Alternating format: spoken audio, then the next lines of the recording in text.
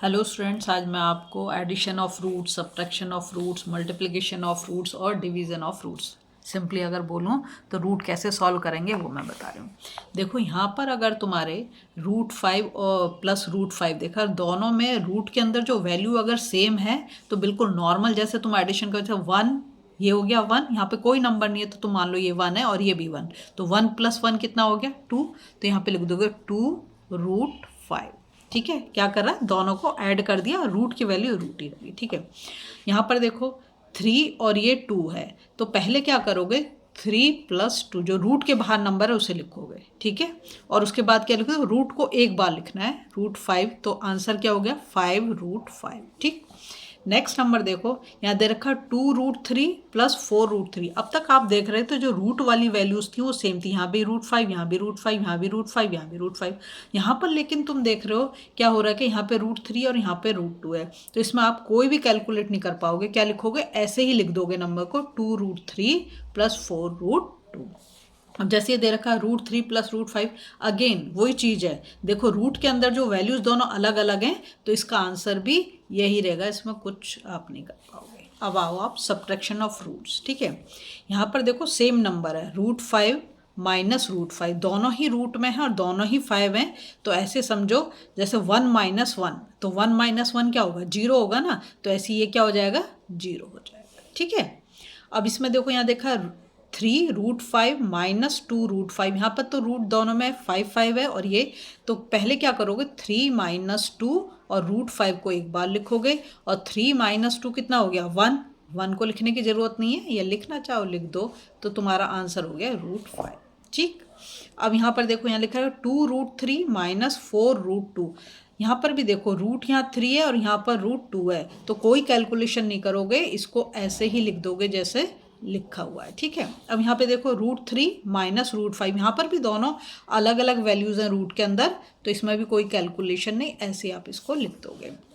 अब multiplication of root देखो, यहाँ दे रखा है √5, जब सेम नंबर रूट के अंदर हो तो आप सिंपली क्या करोगे 5 लिख दोगे। ये मैं चलो तुम्हें कैलकुलेट, जैसे अगर इसको लिखना चाहते हैं 5 की पावर हाफ इंटू 5 की पावर हाफ, हमें पता है क्या करते हैं, हम इसको ऐड कर देते हैं, ऊपर वाले नंबर को क्या कर देते हैं, हम ऐड कर देते हैं, हम मल्टीप्लिकेशन हमारा बेस सेम है और पावर को ऐड कर देते हैं, है ना। तो यहाँ पर जो आपका आंसर आएगा, जब दोनों को हम ऐड कर देंगे तो कितना हो जाएगा, ये हो जाएगा हमारा 1, है ना।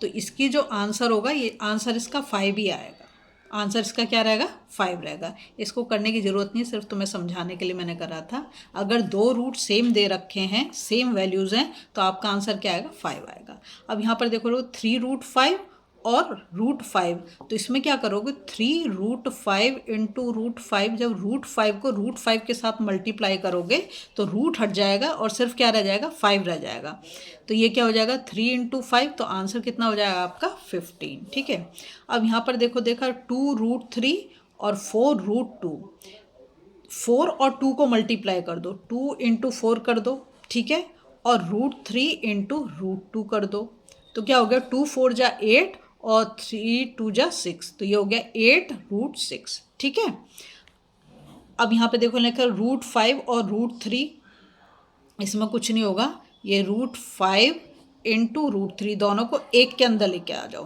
तो क्या बन गया √15, दोनों को एक ही रूट के अंदर लेके आए, दोनों मल्टीप्लिकेशन में। ठीक है, अब देखो डिवीज़न में क्या करोगे, यहाँ दे रखा है √5 / √5, तो ऐसे लिख दो √5 / √5, तो दोनों कैंसिल आउट हो जाएंगे, तो आंसर कितना आ गया आपका 1 आ गया। ठीक है, यहाँ दे रखा 3√5 / √5, इसको भी ऐसे लिखो 3√5 / √5, तो देखो √5 से √5 कट जाएगा इतना 1 टाइम, तो आंसर क्या है 3 × 1 = 3 हो गया। यहाँ पर दे रखा है 6√6 / 2√2।